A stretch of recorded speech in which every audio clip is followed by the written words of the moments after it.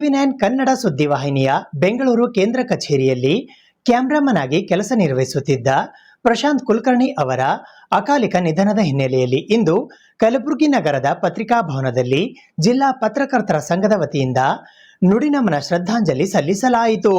ಟಿವಿ9 ಕನ್ನಡ ಸುದ್ದಿವಾಹಿನಿಯ ಬೆಂಗಳೂರು ಕೇಂದ್ರ ಕಚೇರಿಯಲ್ಲಿ ಕ್ಯಾಮರಾಮನ್ ಆಗಿ ಕೆಲಸ ನಿರ್ವಹಿಸುತ್ತಿದ್ದ ಪ್ರಶಾಂತ್ ಕುಲಕರ್ಣಿ ಅವರ ಅಕಾಲಿಕ ನಿಧನದ ಹಿನ್ನೆಲೆಯಲ್ಲಿ ದಿನಾಂಕ 12ನೇ ಮಾರ್ಚ್ 2026ರಂದು ಬೆಳಿಗ್ಗೆ 10:30 ಗಂಟೆಗೆ ಕಲಬುರಗಿ ನಗರದ ಪತ್ರಿಕಾ ಭವನದಲ್ಲಿ ಕರ್ನಾಟಕ ಕಾರ್ಯನಿರತ ಪತ್ರಕರ್ತರ ಸಂಘದ ಜಿಲ್ಲಾ ಘಟಕದ ವತಿಯಿಂದ ನುಡಿನಮನ ಶ್ರದ್ಧಾಂಜಲಿ ಸಭೆ ಹಮ್ಮಿಕೊಳ್ಳಲಾಗಿತ್ತು.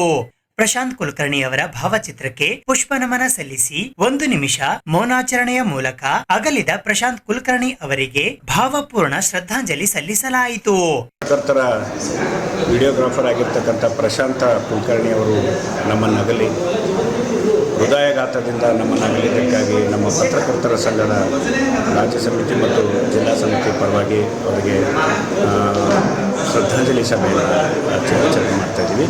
ಈ ಒಂದು ಶ್ರದ್ಧಾಂಜಲಿ ಸಭೆಯ ವಿಷಯ ಅಂದರೆ ಇವತ್ತು ಪತ್ರಕರ್ತರು ಒತ್ತಡದ ಬದುಕಿನಲ್ಲಿ ಜೀವನ ಮಾಡ್ತಾ ಇರುವ ಸಂದರ್ಭದಲ್ಲಿ ಅವರ ಬದುಕಿಗೆ ರಕ್ಷಣೆ ಇರಲಾರ್ದಕ್ಕಂಥ ಒಂದು ವಾತಾವರಣ ನಿರ್ಮಾಣ ಆಗಿ ಈ ಹಾರ್ಟ್ ಅಟ್ಯಾಕ್, BP, ಶುಗರ್ ಸೇರಿದಂತೆ ಅನೇಕ ಜನಗಳಿಂದ ನಾವೆಲ್ಲ ಬಳಲ್ತಾ ಇದ್ದೀವಿ. ಅಂಥವ್ರನ್ನ ರಕ್ಷಣೆ ಮಾಡಬೇಕು ಅಂತ ಪತ್ರಿಕಾ ನಮ್ಮ ರಾಜ್ಯಾಧ್ಯಕ್ಷರು ಮೊನ್ನೆ ಮುಖ್ಯಮಂತ್ರಿಗಳಿಗೆ ಮನವಿ ಕೂಡ ಕೊಟ್ಟಿದ್ದಾರೆ.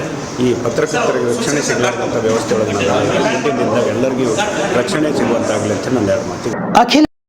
ಈ ಸಂದರ್ಭದಲ್ಲಿ ಕರ್ನಾಟಕ ಕಾರ್ಯನಿರತ ಪತ್ರಕರ್ತರ ಸಂಘದ ಸದಸ್ಯರುಗಳಾದ Bhavani Singh M Thakur, Devendrappa ಅವಂಟಿ, doctor Shivaranjan Satyampete, Rajkumar B ಉದುನೂರ್, Praveen ಪಾರಾ, Suryakant Jamadar, Siddu Satihal, Raju Koshti, Shankara Reddy, ಬ್ರಹ್ಮಾನಂದ ಅರಳೆ, ರಮೇಶ್, ರವಿ ಜಾಲವಾದಿ, ರಾಘವೇಂದ್ರ ಕುಲಕರ್ಣಿ, ಶರಣು ಸೂಗೂರ್, ಅನಿಲ್ ಸ್ವಾಮಿ, ಶರಣು ಪೂಜಾರಿ, ಬಾಬುರಾವ್ ಕೋಬಾಳ್, ಮಹೇಶ್ ಹಿರೇಮಠ್, ಪುಂಡಲಿಕ್ ಸೇರಿದಂತೆ ಇನ್ನೂ ಅನೇಕ ಪತ್ರಕರ್ತ ಮಿತ್ರರು ಉಪಸ್ಥಿತರಿದ್ದು ಭಾವಪೂರ್ಣ ಶ್ರದ್ಧಾಂಜಲಿ ಸಲ್ಲಿಸಿದರು.